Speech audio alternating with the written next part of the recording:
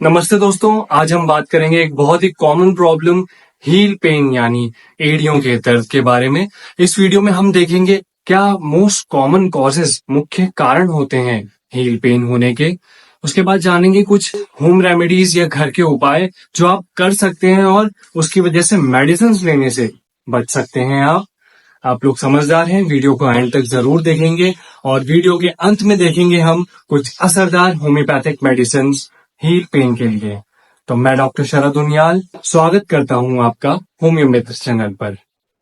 तो सबसे पहले हम बात करते हैं सबसे कॉमन कॉज जो होता है एड़ियों में दर्द के लिए, वो होता है प्लांटार फेसाइटिस। प्लांटार फेसाइटिस जानने से पहले जानते हैं प्लांटार फेशिया क्या होता है। तो ये एक डीपर लेवल कनेक्टिव टिश्यू है जो कि फीट्स की जो सारी बोन होती है, जो एक तलवे की जो सारी बोन्स होती है उससे कनेक्टेड रहता है।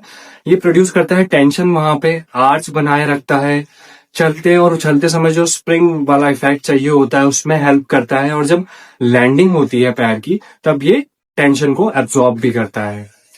अब अगर लंबे समय तक स्ट्रेस पड़ता रहे फीट्स पर या प्लांटार फेशिया पर, तो यहाँ पर इन्फ्लामेशन होने लगता है। माइक्रो ट्रॉमास की वजह से छोटी छोटी इंजरीज होने लगती है वहां पर, इस पर ज्यादा दबाव पड़ने की वजह से। उसके कारण हम आगे देखेंगे। तो जब ये दबाव पड़ता रहता है, इंजरीज बनी रहती है, तब इन्फ्लामेशन प्रोड्यूस होता है फेशिया में, यानी पेन एंड स्वेलिंग प्रेजेंट रहती है जो कि बाद में एड़ियों के दर्द में दिखाई दे सकती है।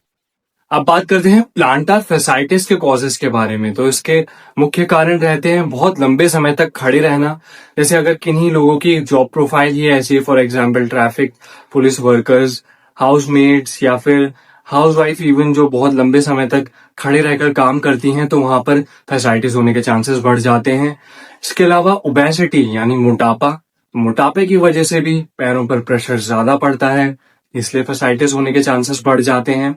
अगर पैरों के आर्च में कोई प्रॉब्लम हो, फ्लैट फीट हो यानी आर्च बहुत ज्यादा फ्लैट हो, या फिर आर्च बहुत ज्यादा डीप हो जिसे पैस केवस कहते हैं, तो इन दोनों ही कंडीशन में फेसाइटिस होने के चांसेस ज्यादा हो जाते हैं, क्योंकि प्रेशर ज्यादा बनेगा फेशिया पर।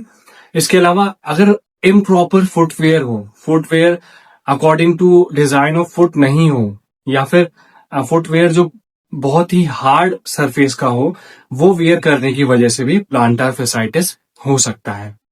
अब बात कर रहे थे कुछ एसेसरी सिम्टम्स जो कि प्रेजेंट हो भी सकते नहीं भी हो सकते प्लांटार फेसाइटिस में। तो एड़ियों का दर्द तो हमने देख ही लिया। इसके अलावा पेशेंट जब चलना शुरू करते हैं, बैठकर जब चलना शुरू करते हैं, तब पेन बहुत सीवियर रहता है, और थोड़ा बहुत चल लेते हैं तो पेन में आराम मिलने लगता है पेशेंट को। लंबे समय तक खड़े रहने में और चलने में पेशेंट को दर्द बढ़ जाता है प्लांटार फेसाइटिस को।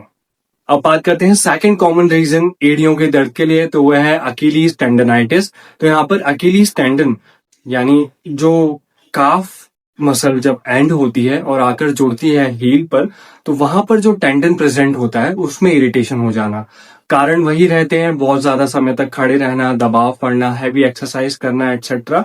उस वजह से इन्फ्लामेशन हो जाए अगर अकीलीज टेंडन पे, तो भी एड़ियों में दर्द हो जाता है। और लास्ट कॉमन रहता है कैल्केनियल स्पर। इसमें हील बोन जो है वो ओवरग्रो कर जाती है, या तो पीछे की तरफ जिसे कहते हैं पोस्टीरियर स्पर, या फिर नीचे की तरफ जिसे कहते हैं प्लांटार स्पर। ये भी एड़ी का दर्द कॉज करता है। इरिटेशन होती है या तो टेंडो अकीलीज या प्लांटार फेशिया में, और कॉज करता है एड़ियों का दर्द। अब देखते हैं कुछ लेस कॉमन कॉजेज प्लांटार फेसाइटिस के। तो ओबेसिटी यानी मोटापा, जिसके बारे में हम पहले भी बात कर चुके हैं कि दबाव बढ़ जाता है पैर पर। तो अगर ऊपर की तीनों पैथोलॉजी जिनके बारे में हम बात कर चुके हैं वो नहीं है और सिर्फ मोटापा है, तो भी वो एड़ी के दर्द का कारण बन सकता है। इसके अलावा पोस्ट मेनोपॉजल फीमेल्स में हार्मोनल चेंजेस की वजह से ऑस्टियोपोरोसिस के चांसेस बढ़ जाते हैं, वो भी एक कॉज हो सकता है हील पेन का। इसके अलावा गलत फुटवेयर, जो कि हम पहले ही डिस्कस कर चुके हैं, गलत फुटवेयर की वजह से भी प्रॉब्लम आ सकती है हील पेन की। इसको ठीक किया जा सकता है अपने पैर के अकॉर्डिंग, पैर का जो आर्च है उसके अकॉर्डिंग फुटवेयर लेने से, सॉफ्ट सोल के फुटवेयर लेने से। कैल्केनियल स्पर के केसेस में सिलिकॉन प्लेट्स, सिलिकॉन जो सोल्स आती हैं उनको लगाने से जूतों में आराम मिल सकता है। और लास्टली जो बहुत ही कम कॉमन कॉज है वो है गाउटी आर्थराइटिस। तो तो गाउट यानी गठिया, जब यूरिक एसिड बढ़ जाता है तो उस केसेस में यूजुअली टोज में, पैरों की जो उंगलियां रहती है उनमें पेन होता है, नीज में पेन होता है, लेकिन किसी किसी केसेस में देखा गया है कि एड़ियों में भी दर्द हो जाता है गाउट में। अब बात करते हैं कुछ घरेलू उपाय जिनकी वजह से हील पेन में आराम मिल सकता है। तो सबसे पहले प्रॉपर रेस्ट कीजिए। अगर बहुत ज्यादा एक्सर्शन की वजह से, बहुत ज्यादा दबाव पड़ने की वजह से, बहुत ज्यादा चल लेने की वजह से या हैवी लिफ्टिंग की वजह से आपको परेशानी हुई है तो प्रॉपर रेस्ट कीजिए, बॉडी को मौका दीजिए रिकवर करने का। इसके अलावा अगर प्रॉब्लम रही है कि कैल्केनियल स्पर यानी बोन बढ़ गई है तो उन केसेस में देखा गया है कि बारी बारी से ठंडे पानी में पैर रखने से, उसके बाद गर्म पानी में पैर रखने से, अगर बारी बारी से ऐसा किया जाए तो पेशेंट को पेन में रिलीफ आता है। जनरली गर्म पानी में भी पैर को डाल के रख सकते हैं जिससे पेशेंट को रिलीफ आ सकता है, और गर्म पानी में नमक डालकर सेक करने से भी पेशेंट को दर्द में राहत मिल सकती है। इसके अलावा स्ट्रेचिंग कर सकते हैं, फीट्स की प्रॉपर स्ट्रेचिंग कर सकते हैं ताकि वहां पर जो स्टिफनेस है वो कम हो जाए। मसाज कर सकते हैं ताकि ब्लड सर्कुलेशन प्रॉपर हो, तो इन्फ्लेमेशन की वजह से वहां पर जो डेब्रिस इकट्ठा हुआ है वो फ्लश ऑफ हो जाए, मसाज करने से वहां पे ब्लड आए और जो डेब्रिस इकट्ठा है वो निकल जाए। और लास्टली पूरे ही पैर को यानी काफ मसल विथ फीट, यहाँ पर आप पूरे ही पैर में मसाज कर सकते हैं, क्योंकि कई बार स्टिफनेस जो होती है काफ मसल की वो भी कॉज कर सकती है हील पेन को। अगर ये वीडियो आपको पसंद आ रहा है तो इसे लाइक कीजिए। अगर आपको लगता है ये वीडियो किसी और के भी काम आ सकता है तो उसे शेयर कीजिए। और इस चैनल पर नए हैं और ऐसे ही और मेडिकल रिलेटेड नॉलेजेबल कंटेंट पाना चाहते हैं तो चैनल सब्सक्राइब कीजिए। चलते हैं वीडियो की तरफ। अब बात करते हैं हील पेन के लिए होम्योपैथिक मेडिसिन के बारे में। होम्योपैथिक मेडिसिन बताने से पहले मैं कहना चाहूंगा दोस्तों, किसी भी तरह की मेडिकेशन लेने से पहले किसी कुशल चिकित्सक से सलाह जरूर लें। अब बात करते हैं होम्योपैथिक मेडिसिन के बारे में। तो सबसे पहली मेडिसिन है ब्राइनिया। यहाँ पर पेशेंट को पैरों में यानी तलवों में फटता हुआ सा या फिर तीखा चुभता हुआ सा दर्द बना रह सकता है। थोड़ा सा भी हिलने डुलने पर या फिर हल्का भी प्रेशर पड़ने पर दर्द बहुत बढ़ जाता है। पेशेंट को पैर को एक जगह पर रखने से या बिल्कुल ना हिलाने से आराम मिलता है दर्द में। अगर इसके साथ साथ आपको सीवियर कॉन्स्टिपेशन देखने को मिले और पेशेंट का मुंह बहुत सूखा रहता हो, बहुत प्यास लगती हो, पानी बहुत इनटेक करते हो पेशेंट, अगर ये सिम्टम कॉम्प्लेक्स प्रेजेंट हो तो ब्राइनिया एक बहुत ही इफेक्टिव मेडिसिन हो सकती है। अगली मेडिसिन है दोस्तों लीडम पैलेस्टर या लीडम पाल।